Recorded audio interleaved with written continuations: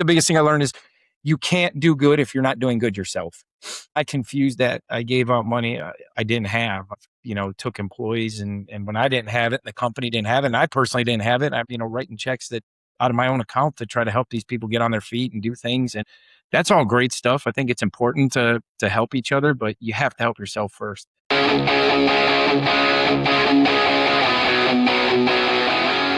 This podcast is sponsored by Action Coaching. If you're a home service business owner, ask yourself this: are you constantly chasing new leads or just keeping the business growing? Ben Jordan built a $100 million plumbing and HVAC company. Inside the Action Group, he teaches contractors how to create recurring revenue, strengthen leadership, improve sales, and build systems that reduce the owner's day-to-day involvement. Members get weekly coaching, practical templates, proven scripts, and strategies designed specifically for home service businesses. If you want to get out of the truck, build something that runs without you and creates real wealth, check out the Action Group on School and book your free consulting call. What's up, everybody? Welcome back to another episode of the Builder's Bible. I'm joined by Mike Gidich, who is the founder and owner of Honey Dudes, currently handyman service, but you're about to tell us why you're going to drop that part of the name. So I'm excited to hear a little bit about that. Mike has an impressive business, pretty big operation, and he is passionate about serving his clients with excellence. He's growing an incredible organization. Mike, tell us your story, man. Tell us about Honey Dudes and how you got started and where it's at today. I won't bore you with all the details, but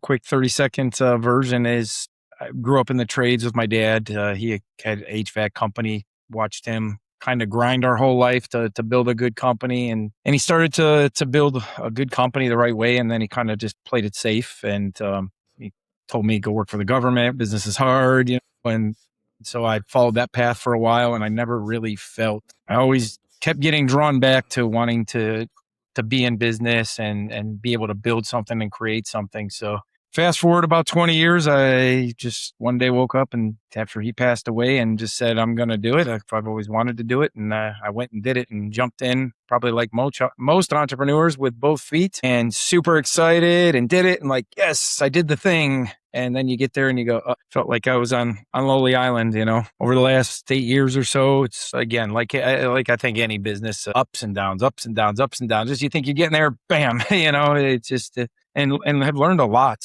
And right now I'm in a little bit of a rebuild phase. I've learned so much about what I did wrong and so much about what I could do better. And I want to really ensure that I'm doing it the right way. I tried to scale something that wasn't 100% the best model, and I wasn't 100% looking at it the right way. I think like many entrepreneurs, using the buzzwords and had org charts, had all these things, and I've had a lot of great mentors like Al Levy and people who've really changed the trades, but was not disciplined in those actions and those basic things. I think the biggest lesson I've learned is if it's running right and clean and growing the way you want, it's actually pretty boring. The meetings become boring and systematic, and boring is good. Well, okay, you were pretty vague right there. If you'd be open to like sharing a little bit more, like what were the mistakes you made along the way? Because it sounds like you're doing a little bit of a restart, which I love to hear, man. I love to hear about the ins and outs of it. So what did you learn? Tons of mistakes, and each one of those could probably be an episode by itself. Some of the bigger ones are filling all these voids, and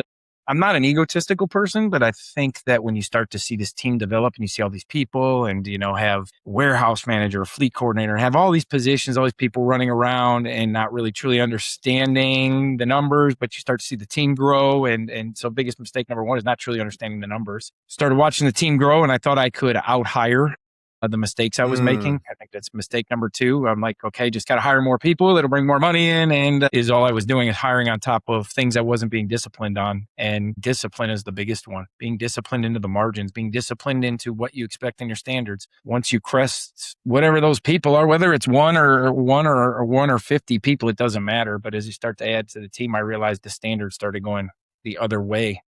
Yeah. And I also learned that it's okay to be a little bit strict and hard. I'm extremely disciplined in my own actions, and believe me, not perfect.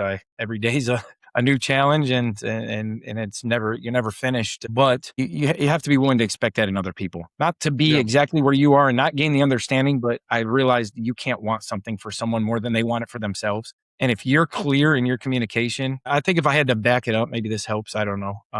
About 3 or 4 years ago, I realized there was one person, the most important person I wasn't communicating with, and that was me. And if you look at pictures of me 3-4 years ago, I had this smile that looked like that and it was fake. I wasn't really being honest with myself what was going around.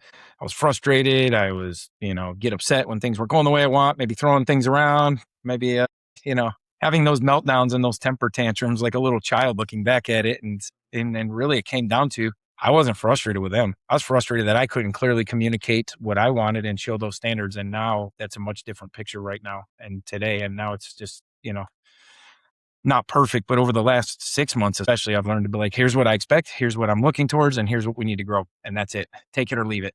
What, I know you were saying that, you don't like focusing necessarily on top line profit, but can you give the audience any sort of sense of the size or the scope of what you guys are up to? I mean, the scope is, I probably like most business owners too. The handyman name was very general and vague. So I just started taking on everything and everything seemed like a new little squirrel or bird, oh, we can make money at this. We can make money at this. And before I know it, I'm open. I have a market in Cleveland and Pittsburgh. And before I know it, I got 10, 15, 20 different people out there doing it 10 or 15, 20 different ways. And I'm like, oh man, what just happened? Well, we allowed our scope to grow. We had all these great ideas and these grand, ideas. So we're just narrowing our scope into those things that we're always been good at and always have done a lot of. I'm sorry, I didn't quite hear you. My volume was down. Did you say something about profitability? No, I just kind of want to, I always like to give the audience a sense of the size or scope of the business, whatever way you feel comfortable sharing that. Deal flow, staff, you mentioned your 15,000 square foot warehouse, just something to let them know, like Mike's doing something. It's pretty big. Well, yeah, we're in 2 markets and I'm glad you brought that up. I think everyone focuses on revenue. I think you and I talked about this. Everybody's looking at what everyone else is doing. Oh, what revenue are they doing? How many trucks do you have? Those are buzzwords that I think this industry has thrown out there. And I think it's important that people know. I've had as many as 31 people and now we've scaled back. There's a little over 12 or 13 of us left between both markets. I'm keeping both of my markets, but we're going to grow the team back the right way under the scope and things. And that's not uncommon. This is what I want people to know. Like all these influencers you see online, half of them, more than half, probably 3/4 of them are full of it. Are they really happy? Are they selling it to you or are they selling it to themselves? Yeah. What kind of business do you want? Yeah. And what I realized is I would have had 50 people and it would have been a mess and it would not have been the business I wanted, no matter what revenue that would have turned, at 10 million, 30 million, 100 million, whatever it would have gotten to. If it would even got there without collapse, it would have been ugly. So I want to do this the right way where it's a lot more boring, a lot more clean, but why boring and clean? Because that's when I can really have the opportunity to do the things I want to do. That's where I can really develop people, help them to grow as individuals. Because this is bigger than me. I'm not growing this company out of ego or size. So I can look and go, oh, man, we got 50 trucks, 100 trucks or whatever it is. I'm growing this because I realized when it was just me in the truck, I was helping a lot of people. I realized that I could quickly help more people by building more teams and building something bigger than me. So don't compare. I just wish people would stop comparing themselves to what all these other people are doing. What kind of business do you want? What do you really want to do? I think if you're not serving a bigger means or a bigger picture here, then, if you just say, I want to make $10 million because I want to buy 10 Lamborghinis and that's what I want, and good for you, then go do that. But I think that most business owners don't get into it for just the Lamborghini, right? There's a bigger picture Could you realistically get 10 Lamborghinis for $10 million? It's a serious question. I have no idea because I don't know. I'm not a car person. That doesn't excite me. If I could go out and see 10 more people succeed and put that Lamborghini money into that would make me happier. Yeah. I'm very much here to serve others. I've also learned this, and this is my opinion. So, some people are probably like, oh, who are you to say this? I've also learned it is okay to have some things for yourself, because to serve others, you have to have some nice things. You have to have some peace of mind. You have to have some wealth, and you have to start thinking about yourself first. You have to be a little bit selfish to be able to serve others. Yeah. By doing that, you're a little more intentional, I think. And I've given out things I didn't have in the past, and I've, tried to, again, want it for people more than they wanted it for themselves. But you can't, I don't believe you can do that. I think you have to, here's the opportunity. Here's the strict standard. Do you want it or not? Take it or leave it.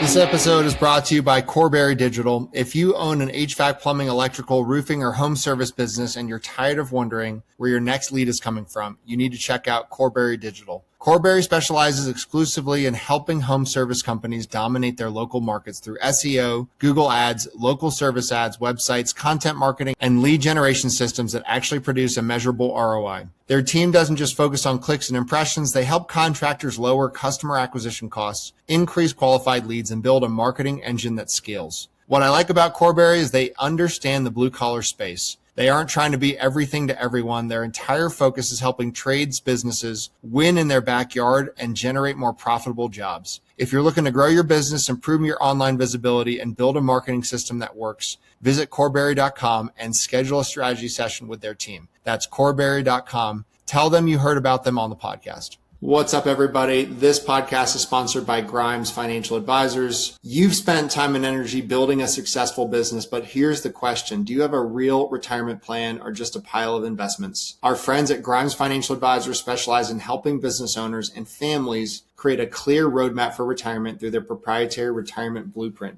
Instead of focusing only on investments, they look at the entire picture: income planning, taxes, long-term care, legacy planning, and making sure your money is actually working for the life you want to live. I've gotten to know Dustin personally. One of the things that I respect most about him is he believes every financial decision should fit into a bigger plan. You shouldn't just chase returns. So whether you're 5 years from retirement or simply want a second opinion on your financial strategy, I highly recommend reaching out to Dustin and his team. Visit Grimes Financial Advisors to schedule your consultation and start building your own retirement blueprint. Mike, what's going really well in your business right now? What are some challenges you guys are facing? I think what's going really well now is that we are really being disciplined in the systems and the processes, and everyone's embracing that. The communication is going well. I think that's something we've always done. We haven't been afraid to hit our failures head on and to say, hey, we failed at this, we're failing forward. I think, I know failing forward's another buzzword a lot of people use, but if you really think about what that means, it's okay to fail.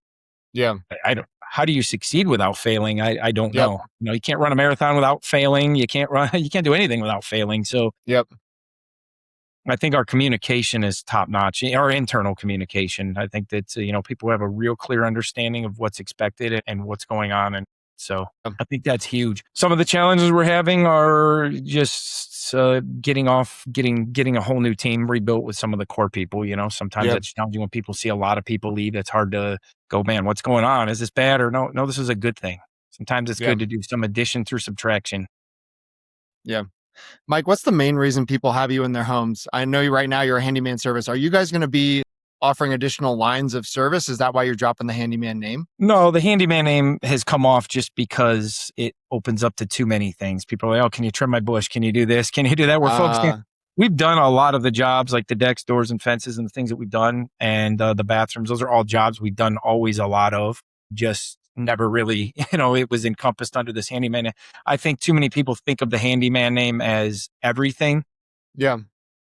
I'm not done with the handyman name. I believe there's a scalable model for the handyman name, but right now I want to focus on those core jobs that our team has really done well with and build that and, start there. So, but the handyman name can draw a lot of unwanted attention if not marketed correctly. I think it's, you get a lot of those leads and those people that are thinking, can you come hang out for the day and take my trash out and do different things? So that's why I'm dropping it for the moment. What's the main reason people have you in their house? Is there some sort of an offer that responds, people respond to the best? Do you have like some sort of an offer? Hey, we'll come fix this one thing in your house. Like, is there an ad you're running? Like, what is the main reason people are contacting you? I think the main reason people contact us are for the professionalism. I think if you look outside, whatever it is you do, I think whether you're an HVAC, plumbing, garage doors, dog scooping, whatever it is, whatever business you have, I think it's the way you present yourself, the way the person on that answers the phone. I think the first main reason people have us in their house are the brand and the image that we portray, the reviews and the word of mouth.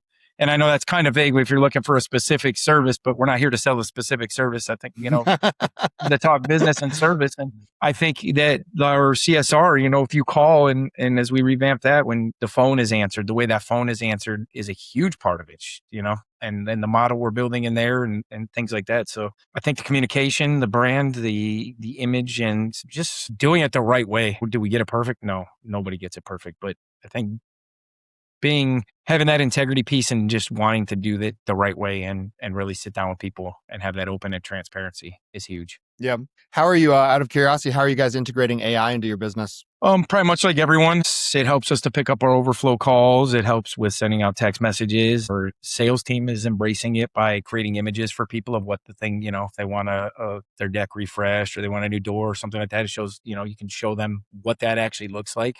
I think, there's a lot of, I think AI has good and bad like anything else, but I think a lot of people are like, oh man, this is the beginning of the end. But like any technology, I bet you if you look back 30 years when cell phones, or 20 years when cell phones really started to integrate into a business, I bet a lot of business owners are like, oh, that's the beginning of the end. And, just like any technology, you have to adapt and integrate it. I love it. I think it's a huge help. I use it as my personal assistant a lot and get it to help me do a lot of things. But I'm sure you find this AI is great, but it's what you put into it. If you put junk in, you're going to get junk out. If you just want it to write junk letters, if you want it to write junk policies, if you want it to do those things, then you're going to get junk out. You got to feed it. You got to feed it the good right. stuff, the data. Yeah, 100%. Yeah, it's so interesting to me how now, and one of the things I want to get, like the next thing I want to get is one of those wearable AI things. Dude, I have the worst memory. My wife frequently will tell me, hey, can you go, my daughter, she needs to be picked up at this time. I'm like, okay. And I literally blank, And so like, if I could take something from my wrist and drop the notes into Chat or Claude and be like, what did my wife say? But you can do that now. You can do that now, which is kind of crazy, Yeah. I mean, it's an amazing tool. And I think any business that's you still have guys out there that aren't even getting an answering service to answer their phones. That blows my mind straight up. I think that clients have become skeptical of this world. And I think that they demand the professional service, and it's not about charging more, there's a fine. When people ask, what is that fine line between greed and charging enough? I don't know. Well, there is a line. I don't know what it is. I think that's very much an opinion-based thing, but you have to use this stuff. You have to evolve, and you cannot do any. I think the biggest thing I learned is you can't do good if you're not doing good yourself. And I confused that. I gave out money I didn't have, took employees, and when I didn't have it, the company didn't have it, and I personally didn't have it, I'm, writing checks that out of my own account to try to help these people get on their feet and do things. And that's all great stuff. I think it's important to help each other, but you have to help yourself first. And how you do that, you help yourself, you get your company profitable, and then you are able to start establishing programs and do different things to help people out. But you also have to, give them the opportunity to succeed and show them how to succeed. And that doesn't take a lot of money to do that. That just takes a good heart and a clear cut communication. Yeah.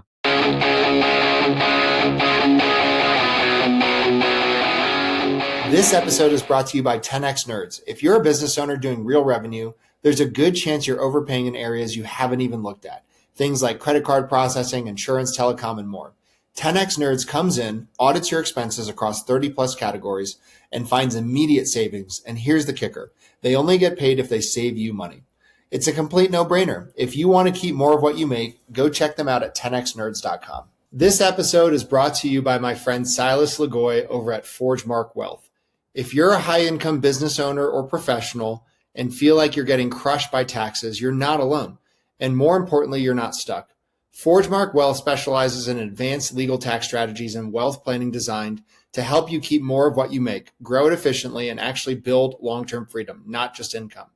If you're making serious money but don't have a real strategy behind it yet, I highly recommend connecting with Silas and his team. What's something we haven't talked about today that gets you fired up? Could be related or unrelated to business. Totally up to you. I mean, so much. Business does get me fired up. It gets me fired up because it's such a platform for creation. I don't know, how people feel about whether or not there's, a bigger power or God or any of this stuff. But we're a very faith-friendly podcast. And so if that's something you want to bring up, I'm into it. Yeah. I mean, I think a lot of good people realize once they start making things happen and start these connections and look at how you connect with all these people, I think that faith is a huge part of it. You got to have faith in a lot of reasons, right? Faith in something bigger and something that's, faith that people often say no one's coming to save you. That's true. But faith that, someone's looking over your shoulder, right? Something is looking over your shoulder to do the bigger things. You still have to put the work in. I think there's a big confusion of people like, oh, just give me this one sale and I'll be good. And well, what if you didn't get the one sale, but maybe you got holy shit, I got 3 leads and, I got this great person working next to me or something that's, something bigger there to give you the opportunity, and you didn't get the one big sale, but you had something more there. And I think there's a lot more that's being put in front of us that you have to look at. You got to just, I don't know how to really relay this the correct way that I want to spit it out in my mind, but look at the whole big picture of what's in front of you. Don't look at what you don't have. Look at what you have. Steve Harvey, I don't know if you watch any of his stuff, but he's definitely a man of faith. And God, thanks for waking me up today. Yeah, I don't have the job I want, but man, I have a job. So thank you for that. Hey, I have my 2 feet to walk on. I think if you have a little bit of gratitude for what you do have and go forward, you'll realize that you have everything you need and then some. That's a good word, man. I don't know how to relate, but I think people are like, oh, just give me $1 million, God, and I'll do good with it. Well, I'm not going to give you the $1 million, but he's going to give you the opportunity to get the $1 million, because if you put the work in, you'll better appreciate it. And I was very much the business owner 6 months ago, 6 years ago, 8 years ago. Man, if I just had 100K, if I just had $1 million, if someone would just write me a check for 100K, I can do everything. You know what I would have been asking for today if I would have got that? I would have been asking for the money again. So instead of asking for the thing, I started asking for just give me the health and the guidance and just, and all of a sudden I start taking care of myself better. I start realizing I'm healing quicker. I start realizing I'm, getting in better shape. And all of a sudden I realize the people around me start getting better. All of a sudden I realize I've had everything I've needed, just had to see it. It's interesting, man. God brought me to a place of real surrender recently. That's the word that always comes up for me, is just surrender. Just realizing that you have nothing, you own nothing. It's all his. I mean, God was the first entrepreneur. He spoke something from nothing, right? So he is the first entrepreneur. And so was Jesus, for that matter. He was enterprising. He led a group of 12 crazy men across the desert and, did healing ministry. So I believe that God is the source of strength, and, that business, I believe, is a platform for ministry. I believe that I'm more in ministry than most guys in the pulpit with what I do every day. Well, it's a way for us to create and to be able to do good for many. Yeah. That's what essentially it's about, right? It's about doing good for many, not just you. And again, I'm not opposed to, hey, if you make money and buy yourself nice things, I think you have to have some nice things. And where's the fine line of greed and nice things? That's between you and him. What you feel that your service needs to be. And I think that most I hate when people are like, oh, these billionaires are greedy. And look at most of these billionaires and people with a lot of money. I'll just use Warren Buffett because I just happen to know just enough about him to be dangerous. But what does he wake up every day and work on? He works on this big, huge mission that he has of getting fresh water and these different things overseas. I don't know exactly where. I don't know, all about it, but that's what he wakes up every day and works on. Does he have to? No. This dude could literally wake up and do nothing. He still takes out his own trash. He still does, you have to remain humble. It doesn't matter how much you have. But, and I hate when people say, oh, business owners or this guy, oh, they're just doing that for a tax break. Well, I can tell you this. If I wrote you a check for $100 million and I said, hey, man, you're going to lose $30 million to taxes, do you really care about the tax break at that point? Yeah. Probably not. Yeah. I think people generally do it because they want to help others and do good things. And that's how many of these foundations are started and how many of these great charities are started. I also believe that a lot of these charities started out the right way and these foundations. And over time, got too many hands involved and they get greedy. And, that's why things tumble. But yeah. We have to take care of each other as mankind. I mean, we have to help each other out. And sometimes that might just be as simple. It doesn't cost $1. Hey, how's your day going today? Keep up the good work and keep moving forward. Sometimes that's all it takes. Yeah. Well, Mike, I can't thank you enough for coming on the podcast. If people wanted to learn more about you, where could they go? Give me my email, my cell phone. I don't really care if people have my cell phone. Normally people I do have guys give out their cell phone on the show. If you really want to do that, I would just drop your website and profiles. Yeah. Yeah. I don't have a bunch of social media following. I started a TikTok. I got one post on there. I don't have a huge social media following. I'm trying to just really put my head to the grind and trying to focus, build something and focus. But I like when, having people reach out. I don't mind them having my cell phone. You can drop in the chat or whatever. For it. Yeah. Feel free. 40714-7244 or MikeG@callhoneydudes.com. I think that entrepreneurism is a lonely journey. It is. But at the same time, there's many good people out here who want to do it the right way and want to help each other out. So I think Don't be afraid to ask. Tommy Mello always says this, don't be afraid to ask, right? Ask. But also have some self-reflection too. I think that's a big thing. I think if you can't have some self-reflection and kick yourself in the gut first, then you're struggling. But have some self-reflection and don't worry about what everybody else is doing.